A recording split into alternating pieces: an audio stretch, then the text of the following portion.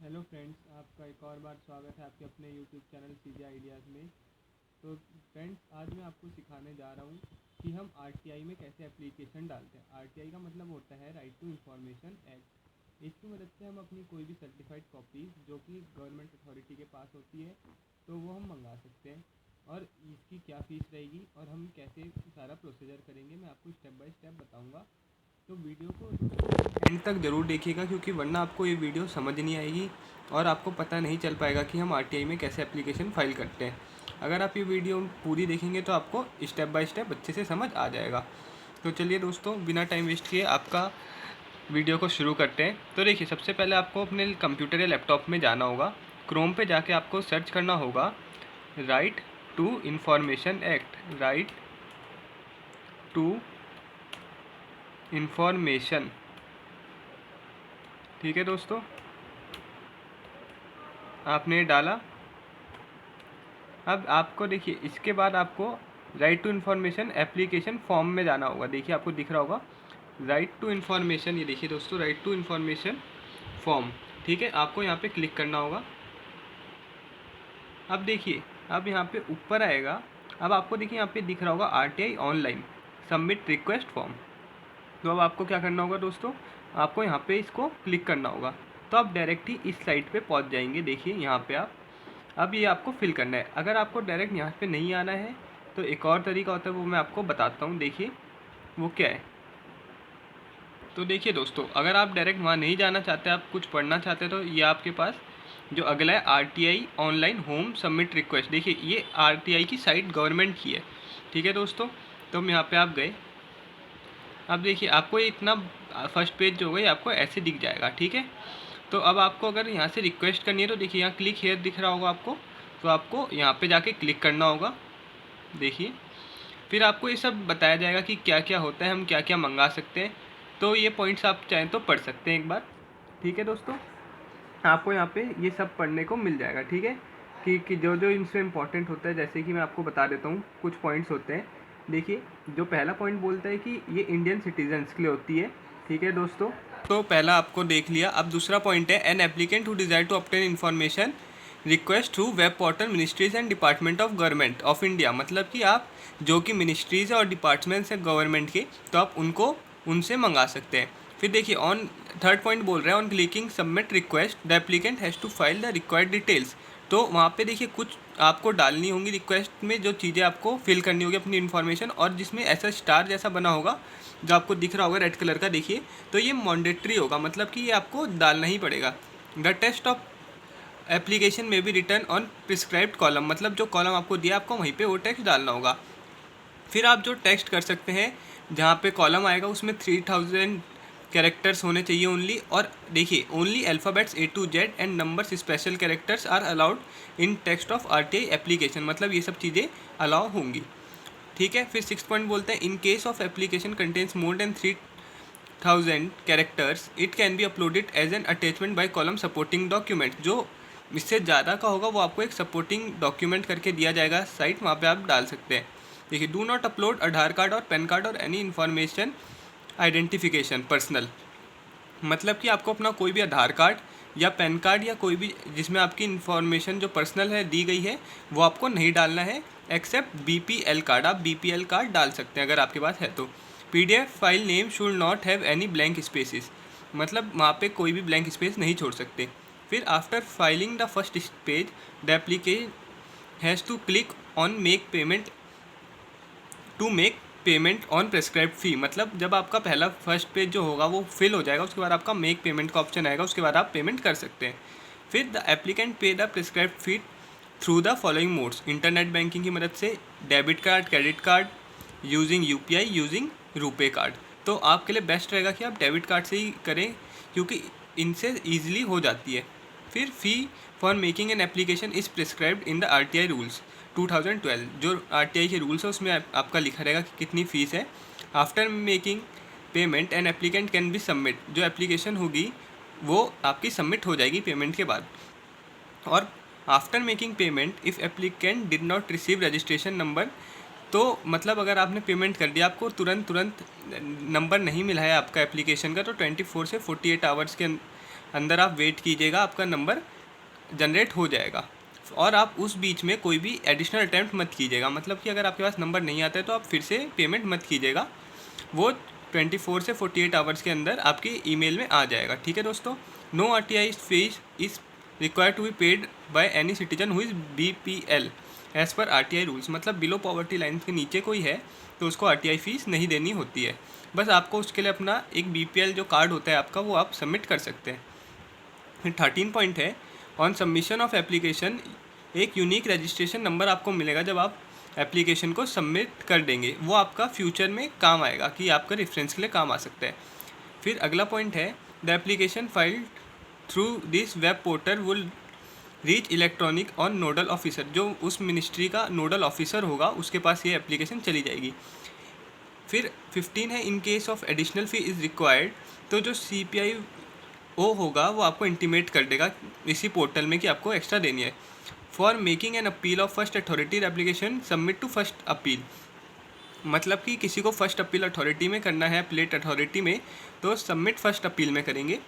फिर the registration number of original application has to be use for reference, जो आपको registration number मिलेगा वो आप एप्लीकेशन जो ओरिजिनल होगी उसके लिए यूज़ कर सकते हैं। As per RTI act no fee has to be paid for first appeal, जो पेड फॉर मतलब कि आपको कोई भी फीस नहीं देनी पड़ेगी फर्स्ट अपील के लिए। The applicant should submit his her mobile number two receive SMS, मतलब कि आपको अपना नंबर देना पड़ेगा जिससे SMS आ जाए। Status of RTI application first appeal, आपको यहाँ पे व्यू स्टेटस करके एक कॉलम होगा, वहाँ पे दिख जाएगा। Order requirements for filing RTI application and first appeal as well as other provision regarding time limit exemption, ये सब आपको 2005 के दिख जाएगा। तो चलिए अब हम दोस्तों अप्लाई करने के लिए, देखिए यहाँ पे आपको ये I have read and understand the above guidelines, मतलब हमने सारी जो गाइडलाइंस दी गई है RTI एक्ट द्वारा वो हमने अंडरस्टैंड कर लिया और हम फॉर्म भरने के लिए रेडी है। तो अब देखिए, अब यहाँ पे आपको टिक करना होगा। फिर दोस्तों नीचे आपको यहाँ पे सबमिट ऑप्शन आएगा, तो आपको ये सबमिट ऑप्शन दबाना होगा। ठीक है दोस्तों। जैसे ही आप ये सबमिट ऑप्शन दबाते हैं तो आपका देखिए ये पेज जो हमारा पहले ही खुल गया था, अब वो ऐसे खुलेगा। ठीक है, मतलब होम पे जाके ये देखिए, अब यहाँ पे जो जो आपसे इन्फॉर्मेशन मांगी गई है ये सब आपको फिल करनी है। तो मैं अब आपको बताने जा रहा हूँ कि कहाँ पे कौन सी इन्फॉर्मेशन आएगी। ठीक है दोस्तों। तो दोस्तों देखिए ये आपका पेज खुल चुका है। तो देखिए जैसे आपने इसको टिक कर दिया सब गाइडलाइंस पढ़ के, तो आपका अब ये सब खुल गया। अब देखिए note fields mark with are mandatory, जिसमें भी आपका ये स्टार बना है वो सब आपकी मैंडेटरी है, मतलब आपको भरना ही भरना पड़ेगा। तो select ministry department of apex body, आपको किस अथॉरिटी में अपनी इन्फॉर्मेशन डालनी है। तो देखिए जैसे मैं सर्च करता हूँ, जैसे मुझे मान लीजिए आप CA की कॉपी मंगानी है, CA के मेरे पेपर्स थे तो मैं उसकी कॉपी कैसे मंगाऊंगा। तो अब आपको यहाँ सर्च करना होगा मिनिस्ट्री। पहले आपको ये देखना पड़ेगा कि वो मिनिस्ट्री आती किसके अंदर है। ठीक है, अब जैसे तो अब आपको देखना होगा कि जो आपकी CA की मिनिस्ट्री वो किसके अंदर आती है, तो वो आती है मिनिस्ट्री ऑफ कॉर्पोरेट अफेयर्स के अंदर। तो आप यहाँ पे टाइप भी कर सकते हैं, जैसे मैं आपको सर्च करके दिखाता हूँ। देखिए यहाँ पे मिनिस्ट्री ऑफ कॉर्पोरेट अफेयर्स आपका आ गया, तो आपको यहाँ पे ये करना है सर्च। उसके बाद पब्लिक अथॉरिटी कौन सी है, उसके अंदर कौन सी आपकी अथॉरिटी है। तो जैसे मुझे ICAI के अंदर डालना है, तो देखिए अभी आपको मैं दिखाता हूँ। देखिए sir the Institute of Chartered Accountants of India, तो आप यहाँ पे इस पे जाके क्लिक कर देंगे। तो देखिए आपके पास ऐसे ऊपर लिखा आ जाएगा your request has been filed with the Institute of Chartered Accountants of India, तो आपको इसको ओके करना है। ठीक है दोस्तों, देखिए ऐसे करना अगर आपको थोड़ा बड़ा लग रहा है और आपको नहीं पता है कि आपकी जो मिनिस्ट्री है वो किसके अंदर आती है, जैसे ये आपकी सेलेक्ट मिनिस्ट्री डिपार्टमेंट है, तो आप देखिए एक और तरीके से कर सकते हैं। तो वो मैं आपको तरीका दिखाता हूँ अभी एक मिनट। तो देखिए दोस्तों वो तरीका क्या है, आपको देखिए यहाँ पे सर्च पब्लिक अथॉरिटी दिख रही है, आपको यहाँ पे दबाना पड़ेगा। अब आपको आप मान लीजिए आपको नहीं पता है कि आपकी जो मिनिस्ट्री है वो कौन किसके अंदर आती है, तो आप यहाँ पे सिंपली लिख दीजिए द इंस्टीट्यूट। देखिए इंस्टीट्यूट मैंने जैसे ही लिखा था तो यहाँ पे आ गया the Institute of Chartered Accountants of India, तो ये मैंने दबा दिया। तो देखिए जो आपकी रिक्वेस्ट है ये file the Institute of Chartered Accountants of India के वहाँ पे फाइल हो रही है, तो आप ओके कर दीजिए। देखिए यहाँ पे मिनिस्ट्री ऑफ कॉर्पोरेट अफेयर्स और ये अपने आप लिखा हुआ आ गया। ठीक है दोस्तों, आप ऐसे भी कर सकते हैं। अब यहाँ पे आती है बात ईमेल आईडी की। तो दोस्तों अब बात आती है ईमेल आईडी की, तो आपकी जो भी ईमेल आईडी होगी आप यहाँ पे डाल सकते हैं। तो जैसे मेरी आईडी मान लीजिए CJ आइडियाज़ फिर @ cjIdeas12@gmail.com। ठीक है दोस्तों, मान लीजिए मेरी जीमेल आईडी है। फिर फ़ोन, अब मान लीजिए मेरा फ़ोन नंबर है 888888, ये आप मेरा नंबर मान लीजिए। ठीक है दोस्तों, जो आपका नंबर होगा वो आपको डालना होगा। आप कंफर्म ईमेल आईडी जो आपने ऊपर डाली, जैसे cjideas12 फिर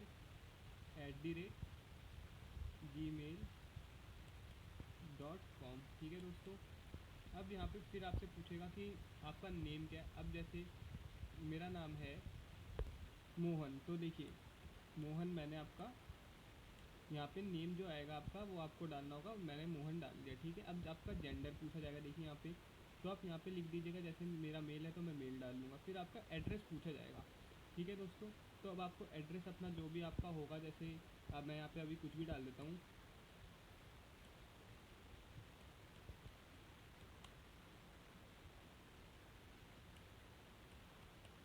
RK-पुरम दिल्ली मैंने डाल दिया। ठीक है, हम यहाँ पे आपसे आपका पिन कोड पूछा जाएगा, तो मान लीजिए पिन कोड मैं डाल देता हूँ 110055। ठीक है दोस्तों, ये आपका आ गया। अब कंट्री आपकी इंडिया है, क्योंकि यहाँ पे आपको इंडिया ही सिलेक्ट करना है, RTI इंडिया में ही डाली जाती है। फिर आपकी स्टेट कौन सी, अब जैसे मेरी स्टेट आ गई दिल्ली आ गई। ठीक है दोस्तों, तो यहाँ पे आप दिल्ली में जाके सर्च कर लेंगे।